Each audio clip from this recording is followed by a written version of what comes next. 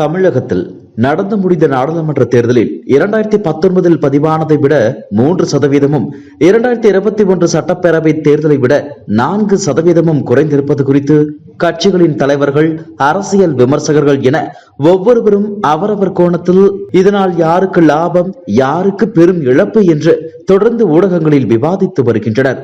பதிவான ஓட்டுகளை அடுத்த 6 கட்ட தேர்தல்களும் நடந்து முடிந்த பின்பு ஜூன் 4ஆம் தேதிதான் எண்ணி அறிவிப்பார்கள் என்பதால் அதுவரை இது போன்ற அலசல்கள் தொடரத்தான் செய்யும். அதே நேரம் தமிழகத்தில் 39 தொகுதிகளிலும் ஆண்களை விட பெண்களே அதிகம் வாக்களித்துள்ளனர் என்ற தகவலும் வெளியாகி இருக்கிறது. மொத்த வாக்காளர்களில் ஆண்கள் 2,92,97,903 பேரும், பெண்கள் 2,21,58,258 பேரும் வாக்குகளை செலுத்தி உள்ளனர். அதாவது ஆண்களை விட பெண்கள் சுமார் 9 லட்சம் பேர் கூடுதலாக ஓட்டு போட்டுள்ளனர். இதனால் அரசு சாதாரண டவுன் பஸ்களில் பெண்களுக்கு இலவச பயணம், தகுதி உள்ள குடும்ப தலைவர்களுக்கு மாதந்தோறும் 1000 ரூபாய் உரிமை தொகை, அரசு கலை கல்லூரிகளில் பயிலும் 2 லட்சம் மாணவிகளுக்கு மாதம் 1000 ரூபாய் உதவித்தொகை போன்ற நேரடியாக பண பயன் அளிக்கும் நலத்திட்டங்களால் பெண்கள் அனைவரும் ஒட்டுமொத்தமாக ஈர்க்கப்பட்டு தங்களுக்கே ஓட்டு போடுவார்கள். அதிலும் 9 லட்சம் பெண்கள் கூடுதலாக வாக்கு செலுத்தி இருப்பதால் நமக்கு அது மிகப்பெரிய பிளஸ் பாயிண்டாக அமையும் என்று திமுக தலைமை கணக்கு போடுகிறது.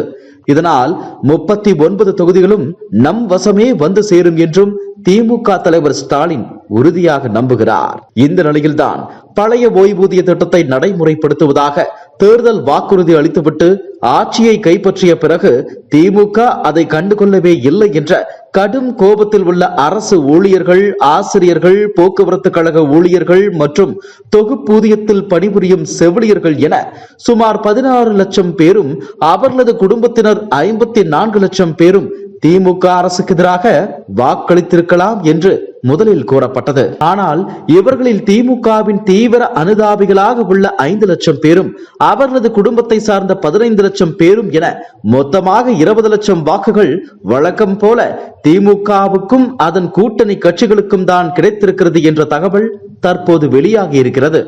இதே போல அதிமுகவின் அனுதாபிகளாக உள்ள 2 லட்சம் அரசு ஊழியர்கள், ஆசிரியர்களின் குடும்பத்தினர் 8 லட்சம் பேரின் வாக்குகளும் என மொத்தமாக 10 லட்சம் ஓட்டுகள் அதிமுகவுக்கு வழக்கம் போல் விழுந்துள்ளது என்கிறார்கள். காங்கிரஸ், விசிக, பாமக, பாஜக, இந்திய கம்யூனிஸ்ட், மார்க்சிஸ்ட், நாம் தமிழர் கட்சி ஆகியவற்றில் அரசு ஊழியர்கள், ஆசிரியர்கள், போக்குவரத்து கழக ஊழியர்கள் எண்ணிக்கை குறைவு என்பதால் அந்த கட்சிகளுக்கு அவர்கள் குடும்பத்தினர் வாக்குகளையும் சேர்த்து ஒட்டுமொத்தமாக 14 லட்சம் வாக்குகள் வரை கிடைத்திருக்க வாய்ப்புண்டு. இந்த கணக்கின்படி பார்த்தால் எப்போதும் திமுகவுக்கு ஓட்டு போடும் எஞ்சிய அரசு ஊழியர்கள், ஆசிரியர்கள், போக்குவரத்து கழக ஊழியர்கள், தற்காலிக செவிலியர்களின் குடும்பத்தினரின் 26 லட்சம் ஓட்டுகள் அதிமுக, பாஜக, நாம் தமிழர் கட்சி ஆகிய 3 கட்சிகளுக்கும் பகிரப்பட்டு இருக்கலாம் என்று தெரிகிறது. இதில் நாம் தமிழர் கட்சிக்கு மட்டும் அதிகபட்சமாக 14 லட்சம், அதிமுகவுக்கு 7 லட்சம், பாஜகவுக்கு 5 லட்சம் வாக்குகளும் கிடைத்திருக்கலாம் என்று கூறப்படுகிறது. இதனால்தான் இந்த நாடாளுமன்ற தேர்தலில் சீமானின் நாம் தமிழர் கட்சி 9% ஓட்டுகளை பெற்றுவிடும் என்ற எதிர்பார்ப்பு பொது வெளியில் எழுந்துள்ளது. அதே நேரம் பெண்களின் ஓட்டு அதிக சதவீதம் பதிவானது திமுகவுக்கு மிகுந்த நம்பிக்கையை கொடுத்திருந்தாலும் கூட இன்னொரு பக்கம் தேர்தலின் போது திமுகவும் அதன் கூட்டணி கட்சி வேட்பாளர்களும் பிரச்சாரம் மேற்கொண்ட போது பல இடங்களில் பெண்கள் பெருமளவில் திரண்டு ஏழைகளான நாங்கள் ரொம்ப கஷ்டப்படுகிறோம், எங்களுக்கு உரிமை தொகை கிடைக்கவில்லை, ஆனால் வசதியான வீட்டு பெண்களுக்கு மட்டும் தாராளமாக கிடைக்கிறது என்று கோஷங்களை எழுப்பியதும், இன்னும் பல ஊர்களில் இங்குள்ள டாஸ்மாக் கடைகளை முதலில் இழுத்து மூடுங்கள் என்று பெண்கள் கொந்தளித்த காட்சிகளையும் பார்க்க முடிந்தது. இது தவிர எங்கள் பகுதிக்கு அடிப்படை வசதிகளும் எதுவும் செய்து தரப்படவில்லை, 5 ஆண்டுகளாக தொகுதி பக்கம் எம்பிக்கள் யாரும் எட்டி பார்க்கவே இல்லை என்ற மனக்குமுறல்களும் மூளை முடுக்குதோறும் ஒழித்தது. கடந்த 3 ஆண்டுகளில் திமுக ஆட்சியில் சொத்து வரி, மின்கட்டணம் பல மடங்கு உயர்வு, அத்தியாவசிய பொருட்களின் விலை 40% வரை அதிகரிப்பு, சட்டம் ஒழுங்கு சீர்குலைவு, போதைப் பொருள் தாராள நடமாட்டம், சிறுமிகள், பெண்களுக்கு எதிரான பாலியல் குற்றங்கள் அதிகரிப்பு போன்ற பிரச்சனைகளும் விஸ்வரூபம் எடுத்துள்ளன. அதிமுக பொதுச் செயலாளர் எடப்பாடி பழனிசாமி ஜெயலலிதா ஆட்சி காலத்தில் கொண்டு வரப்பட்ட ஏழை மற்றும் பட்டதாரி பெண்களின் திருமணத்திற்கு வழங்கப்பட்ட தாலிக்கு 1 பவுன் தங்கம், 50,000 ரொக்கம், திமுகவில் இருந்து நீக்கப்பட்ட முன்னாள் நிர்வாகி ஒருவர் 2,000 கோடி ரூபாய்க்கு போதைப் பொருட்களை ஆஸ்திரேலியா, நியூசிலாந்து நாடுகளுக்கு கடந்த 3 ஆண்டுகளாக கடத்தியது, சென்னை பெருவெள்ளம் போன்றவற்றை முக்கிய பிரச்சாரமாக தனது ஒவ்வொரு மேடையிலும் வீடியோ மற்றும் புகைப்பட ஆதாரங்களாக வெளியிட்டு வாக்காளர்களிடம் பெரும் தாக்கத்தையும் ஏற்படுத்தினார். மாநில பாஜக தலைவர் அண்ணாமலையோ மோடி அரசின் 10 ஆண்டு கால சாதனைகள், சிறு தொழில் தொடங்க வங்கி கடன் உதவி, வீடு கட்ட மத்திய அரசின் மானியம், கிராமங்களில் குடிநீர் மற்றும் கழிப்பறை வசதி உள்ளிட்ட பல்வேறு விஷயங்களை தனது தேர்தல் பிரச்சாரத்தில் மையமாக வைத்தார். இதற்கும் வரவேற்பு கிடைத்தது. நாம் தமிழர் கட்சியின் தலைமை ஒருங்கிணைப்பாளர் சீமானோ திமுக, அதிமுக, பாஜக யாருமே சரியில்லை என 3 கட்சிகளுக்கும் எதிரான பிரச்சாரத்தை மேற்கொண்டு வாக்கு சேகரித்தார். இவற்றையெல்லாம் ஒன்றுடன் ஒன்று தொடர்புபடுத்தி பார்த்தால் திமுக அரசு மீதான அதிருப்தியே வலுவாக நிற்பதை உணர முடிகிறது. எனவே பெண்கள் அதிக அளவில் ஓட்டு போட்டு இருக்கிறார்கள். அதனால் அவர்களுடைய ஓட்டுகள் அனைத்தும் திமுகவை தவிர வேறு எந்த கட்சிக்கும் கிடைக்க வாய்ப்பில்லை என முதலமைச்சர் ஸ்டாலின் கருதினால் அது ஏமாற்றத்தில்தான் முடியும். கூட்டணி கட்சிகள் மட்டுமே திமுகவுக்கு பலத்தை கொடுக்கிறது என்று மூத்த அரசியல் நோக்கர்கள் கூறுகிறார்கள்.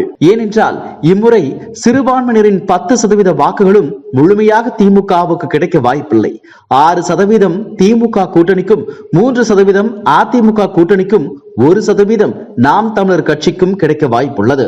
அரசு ஊழியர்கள், ஆசிரியர்கள், அவர்களது குடும்பத்தை சார்ந்தவர்களின் 50 லட்சம் ஓட்டுகள் திமுக கூட்டணிக்கு கிடைக்காத சூழ்நிலை உருவாகி இருப்பதும், சிறுபான்மையினரின் ஓட்டுகள் அப்படியே கிடைக்க வாய்ப்பில்லை என்பதும் கண்கூடு. முந்தைய தேர்தல்களில் இவர்களின் முழு ஆதரவோடு 15% ஓட்டுகளுடன் தேர்தல் களத்தில் எல்லா கட்சிகளையும் முந்திக்கொண்டு திமுக ஓடுவது வழக்கம். அதிமுக, பாஜக, நாம் தமிழர் கட்சி ஆகியவை வெகு தூரம் பின்னால் 0ல் இருந்தபடி திமுகவுக்கு எதிராக ஓட வேண்டிய நிலைதான் இருக்கும். ஆனால் இந்த முறை திமுகவுக்கு 7% முன்னணி என்ற நிலைதான் இதில் தென்படுகிறது. திமுக அரசு மீது 10% அளவிற்கு அதிருப்தி நிலவுவதாக கூறப்படுவதால் அக்கட்சிக்கு 3% வாக்குகள் பின்னடைவை தரலாம். 2019 விட இந்த தேர்தலில் 3% ஓட்டுகள் குறைவாக பதிவாகி இருப்பதையும் இங்கே நினைவில் கொள்ள வேண்டும். என்ற போதிலும் இந்த 3%ம் அதிமுக, பாஜக, நாம் தமிழர் கட்சி ஆகியவற்றுக்கு ஒட்டுமொத்தமாக ஒரே பக்கமாக செல்லும் என்று உறுதியாக கூற முடியாது. இந்த எதிர்ப்பு வாக்குகள் சிதறுவதால் என்னதான் திமுக கூட்டணி வலுவாக இருந்தாலும் அதிகபட்சமாக 29 இடங்களை மட்டுமே அதனால் கைப்பற்றக்கூடிய நிலைதான் தென்படுகிறது. எஞ்சிய 10 தொகுதிகளில் அதிமுகவுக்கு 6ம், பாஜகவுக்கு 4ம் கிடைக்கலாம். நாம் தமிழர் கட்சி அதிக சதவீத வாக்குகளை பெற்று பிற கட்சிகளுக்கு அதிர்ச்சி வைத்தியம் மட்டுமே அளிக்கும். அக்கட்சிக்கு தேர்தலில் வெற்றி கிடைக்குமா என்பது சந்தேகம்தான் என்று அந்த அரசியல் நோக்கர்கள் ஆரூடம் கூறுகின்றனர்.